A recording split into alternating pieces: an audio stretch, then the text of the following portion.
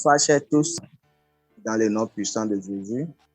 Ce soir, je voudrais parler de la croissance du royaume, parce que nous sommes autour du projet de l'évangélisation. Nous ne pourrons pas parler de l'évangélisation sans parler de la croissance du royaume.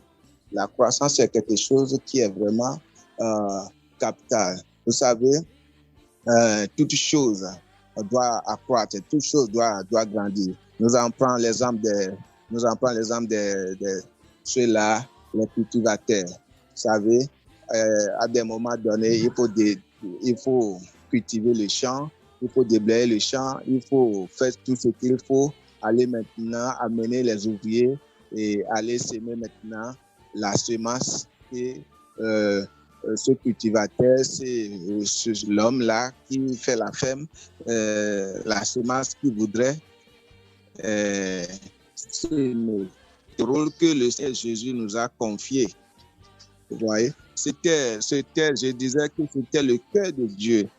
L'église ne doit pas rester fermée dans les quatre coins sans évangéliser. D'abord, l'église a commencé par évangéliser, par l'évangélisation. Et il n'y a pas cette église qui dit je suis église aujourd'hui, qui évolue sans parler de Dieu, sans parler de Jésus, sans évangéliser. Donc, le ministère, l'église qui n'évangélise pas est une église, mais une église est vraiment morte. Donc, notre rôle en tant que chrétiens dans l'église, nous devons nous lever et évangéliser le monde, parce que le monde souffre. La maladie un peu partout, les problèmes du foyer, les problèmes par-ci, par-là, les difficultés, etc., etc. Regardez. Nous ne dépendons pas du gouvernement terrestre, nous dépendons du gouvernement céleste. Alors, si nous ne prenons pas nos responsabilités en tant que citoyens célestes sur la terre, vraiment, nous allons subir beaucoup de choses. Et en prenant nos responsabilités, c'est d'aller évangéliser maintenant. Dans l'évangélisation, vous allez voir, les gens vont faire comment? Les gens vont changer de comportement, les gens vont changer d'idée, les gens vont changer du côté où ils étaient, où ça ne va pas. Du côté où ils étaient, il y a la méchanceté, il y a du vol, il y a le braquage, du côté où ils étaient. Donc, pour avoir cette paix-là, c'est en Jésus-Christ. Pour avoir la guérison, c'est en Jésus-Christ. Pour avoir tout que le monde a besoin aujourd'hui, c'est en Jésus-Christ. Et il nous a confié cette mission, la mission de réconciliation. Donc, le monde doit se réconcilier avec Dieu. Et Amen. C'est ça que nous partons à l'évangélisation. Le monde a vraiment besoin de se réconcilier avec Dieu. Amen. C'est très important. Aujourd'hui, regardez un peu partout, il y a le mariage entre hommes et hommes, le mariage entre femmes et femmes. Il y a des gens qui couchent les animaux, etc. C'est abominable. C'est des choses horribles. Vous voyez? Maintenant, ils ne savent pas ce qu'ils font. Ils ne savent pas ce qu'ils font. Ils sont dans le noir, dans le ténèbre. Maintenant, nous sommes la lumière. Parce que Jésus a dit, vous êtes la lumière. Et que votre lumière doit luire. Et dit, quelqu'un ne peut pas allumer la lumière et mettre sous une chaise. Vous voyez? Donc, notre lumière doit être mise sur le toit afin que le monde entier, les présidents, les rois, viendront à cette lumière pour avoir le changement de leur comportement, de leur caractère, de leurs idées diaboliques, etc., etc. Donc, c'est ça, bien-aimé dans le Seigneur. Si celui qui se dit vraiment chrétien, qui n'allait pas à l'évangile, bien qui ne croit pas à l'évangélisation, moi, je dis, il ne pourra pas accroître. Cela veut dire sa vie spirituelle ne pourra pas avancer.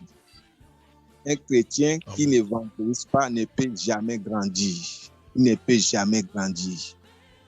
Il ne peut jamais. C'est que ta vie ne pourra pas avancer. Tu n'auras pas la grâce de Dieu. Il y a certaines grâces que nous pouvons avoir si vraiment nous sommes dans l'évangélisation, si nous sommes dans le champ. où Dieu nous a envoyés. Et je crois que la fois passée, j'ai lu cela dans le livre de chapitre 15, verset 16. Mon fils va nous lire tout à l'heure, Jean chapitre 15, verset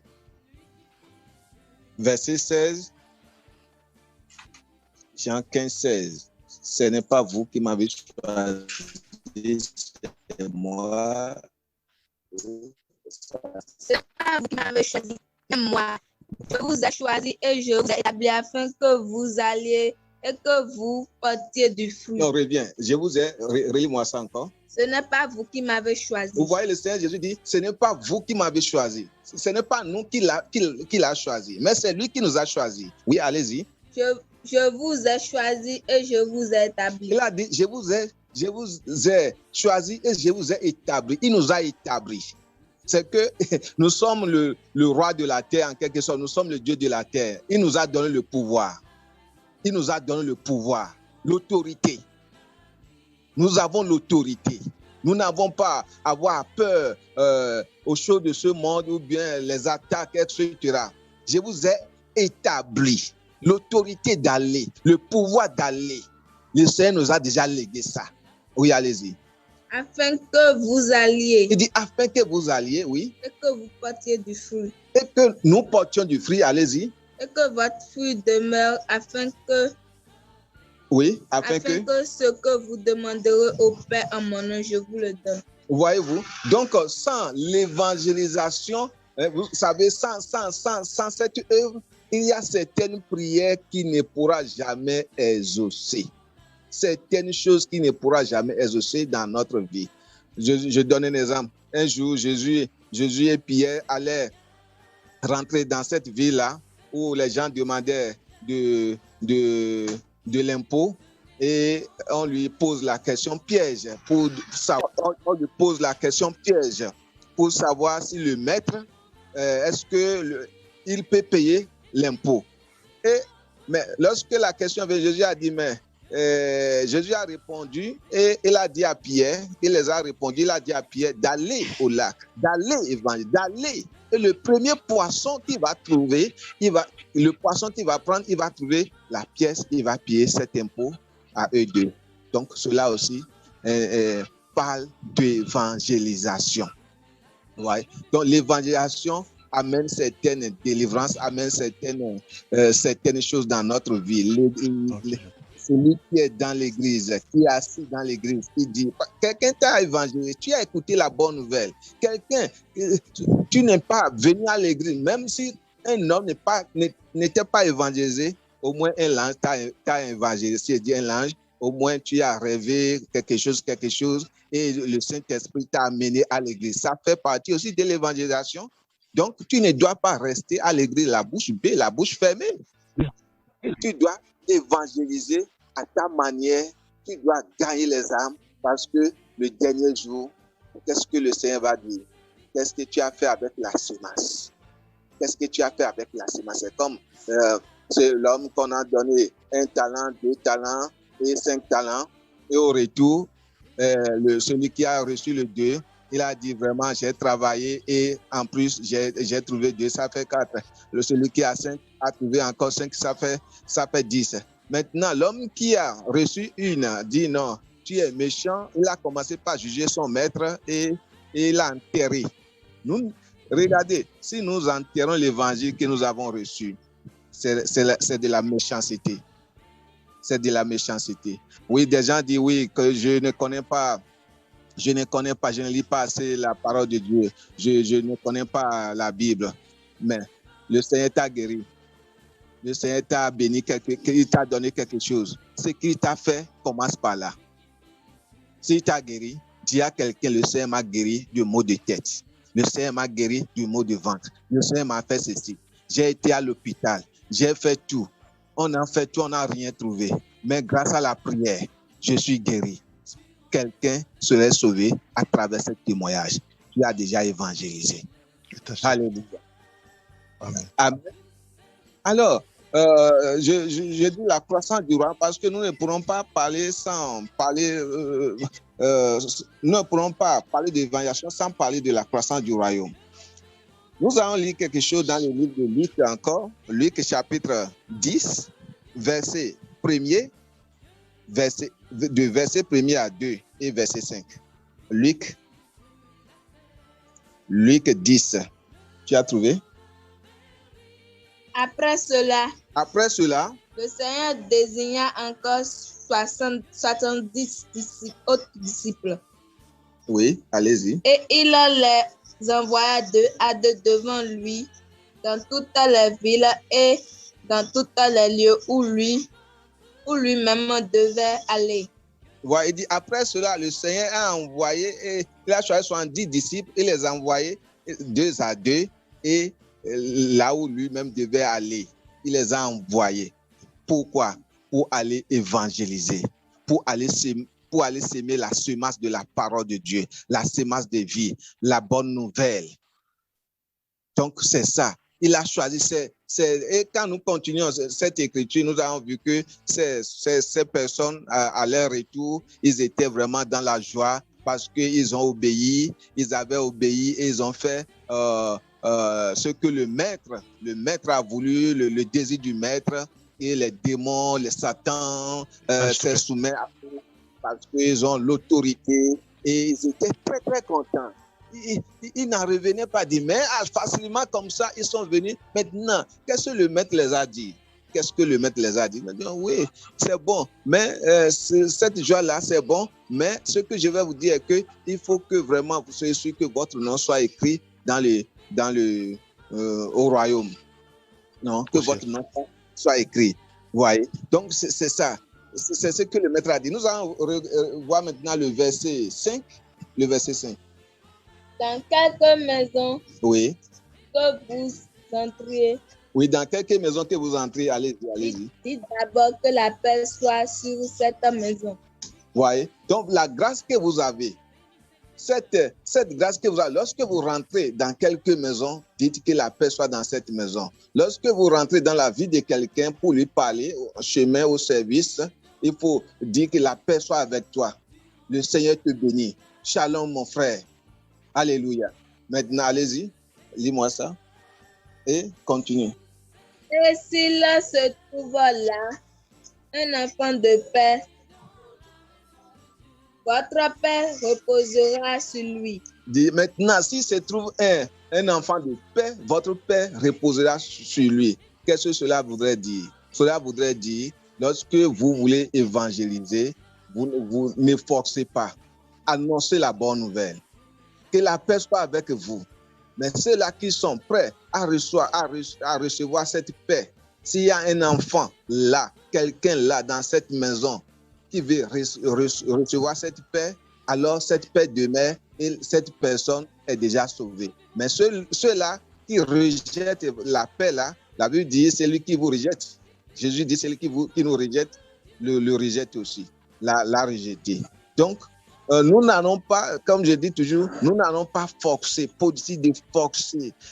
Non, laissons semer la semence, laissons le Saint-Esprit d'agir. Il dit allez, vous allez. Et lorsque vous allez, le Saint-Esprit guide votre pas. Le Saint-Esprit fait le reste. Ouvrez votre bouche. Avoir l'esprit de discernement. Est-ce qu'ils sont prêts à recevoir la parole? Est-ce qu'ils sont prêts à recevoir cette paix, cette grâce? Parce que c'est une grâce. Parce que, vous savez, le dernier jour, ces maisons-là, ces personnes-là, à qui vous avez partagé la parole avec, qui vous a refoulé, qui vous a rejeté. Et s'il continue jusqu'à la fin de sa vie sur la terre, celui-là est déjà condamné. Celui-là, c'est l'enfer direct. Ce n'est pas à nous de le dire. C'est écrit là.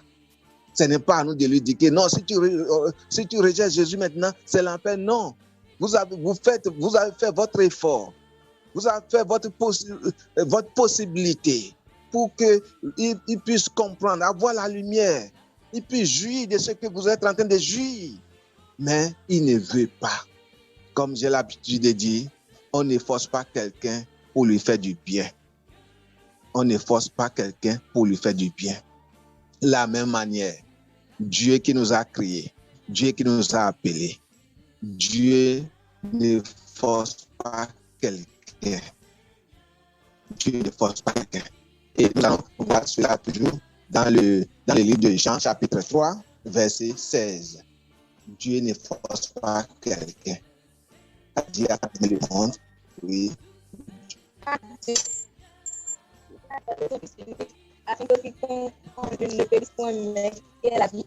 Amen. Afin que quiconque croit en lui, ne périsse point, mais qu'il ait la vie éternelle. Quiconque croit en lui, mais bien aimé, celui qui croit, il a déjà la vie éternelle. Mais celui qui ne croit pas, celui-là est condamné. Vous voyez, c'est un choix. C'est un choix. Alléluia. C'est un choix. C'est une décision personnelle. Non, c'est d'annoncer l'évangile. Tu peux annoncer à 1000 personnes et personne ne vient. Laisse à Dieu. Le Saint-Esprit va travailler. Ne sois pas découragé. Parfois, les frères vont à l'évangélisation et des gens disent, je vais venir à l'église. Les gens, parfois, on les refoule, etc. Mais, vous savez, parfois, certaines de ces personnes qui, peut-être, les a jetés de l'eau, les a jetés de pierres, à un moment donné, le Saint-Esprit travaille dans leur vie et vous les retrouvez à l'église. Si ce n'est pas votre église, et enfin, vous allez les rencontrer dans la ville ou bien quelque part et vous voyez maintenant qu'ils sont dans le Seigneur, qu'ils ont déjà reçu Jésus. Mais qui a semé cette semence? Qui l'a semé? C'est vous. C'est comme Paul a dit, moi j'ai semé, Apollos est en train de faire quoi? D'arroser.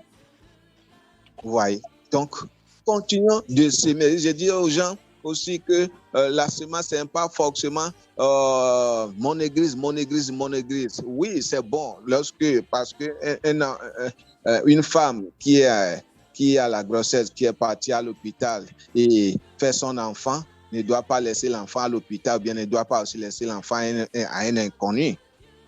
Maintenant, avec la sagesse, si dans notre évangélisation, si vraiment ce bébé qui est né peut vraiment nous suivre jusqu'à notre maison, ça nous fera aussi du bien. Et là, il va grandir dans notre famille. Maintenant, si peut-être vous êtes en France maintenant, et peut-être je suis sur la télévision, et vous avez écouté mon message du salut, et vous avez donné, bien quelqu'un a donné sa vie au Seigneur Jésus. Je ne voudrais pas lui dire de venir au Bénin, aller adorer dans mon église. Donc, je dois rester en contact avec des gens que je connais en France ou bien dans n'importe quelle partie. Dit, ces gens qui sont dans une bonne doctrine, je dis, j'ai telle soeur, j'ai tel frère. Je donne le numéro et j'ai fait les contacts et ceux de là-bas commencent par suivre. Donc, nous devons aussi avoir le mécanisme de suivre les gens, pas forcément dans notre église, comme ce que je vois, comme ce que vous êtes en train de faire déjà. Amen. Alléluia. Amen. Vous êtes là? Oui, okay. Oui, on est là, mon frère. Ok, merci. Nous allons toujours lire le Luc chapitre 10, là, le verset 9. Ici, j'ai dit, nous avons le pouvoir de guérir. Le chrétien, nous avons le pouvoir de guérir. C'est que nous avons le pouvoir de guérir. Qui nous a donné ce pouvoir? Maintenant, comment vous pouvez savoir si vous avez le pouvoir de guérir? Vous avez le pouvoir si vous ne sortez pas. C'est en sortant que l'âme qu'on vous a donnée est efficace.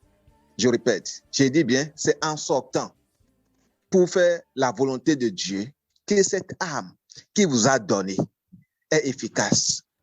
Mais si vous ne sortez pas, vous êtes fermé ou bien enfermé dans votre chambre, dans votre lieu, et vous dites que j'ai la puissance. La puissance ne peut jamais se manifester. Vous voyez, la puissance ne peut jamais se manifester. Ça fait partie des raisons pourquoi nous devons sortir. Le chrétien doit sortir. Nous devions expérimenter le pouvoir que le Seigneur nous a donné. C'est une obligation. Parce que si tu n'expérimentes pas ce pouvoir qu'il t'a donné, tu vas toujours rester bébé. Tu vas rester esclave. Tu vas rester toujours esclave. Et rester esclave, ce n'est pas bon. Comme il a dit, Je pense que dans le livre de Galates, il dit, tant que l'héritier est toujours enfant, il ne diffère rien de l'esclave.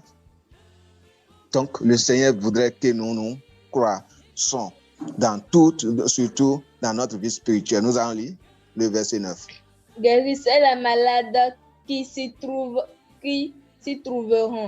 Guérissez les malades qui s'y trouveront, oui. Dites-leur. Le royaume de Dieu s'est approché de vous. Le royaume de Dieu s'est approché de vous, allez-y. Mais dans quelques villes que vous entriez, oui, et où l'on ne vous recevra pas, oui, allez dans ces rues, oui, et dites, oui, nous secouons contre vous la poussière de même de votre vie. Alors il dit dans quelques villes que vous rentrez et on ne vous reçoit pas. Alors, vous voyez, donc ici, je dis le pouvoir, pour expérimenter le pouvoir que le Maître nous a donné, nous devons sortir. Nous devons sortir. Vous devez sortir. Ayez le courage de prier pour un malade. Ayez le courage de prier pour quelqu'un qui a des difficultés. Ayez le courage de prier pour quelqu'un. Ça fait partie d'évangélisation. Ça fait partie des âmes que le Maître nous a données. Ça fait partie des âmes que le Maître nous a données. Alléluia.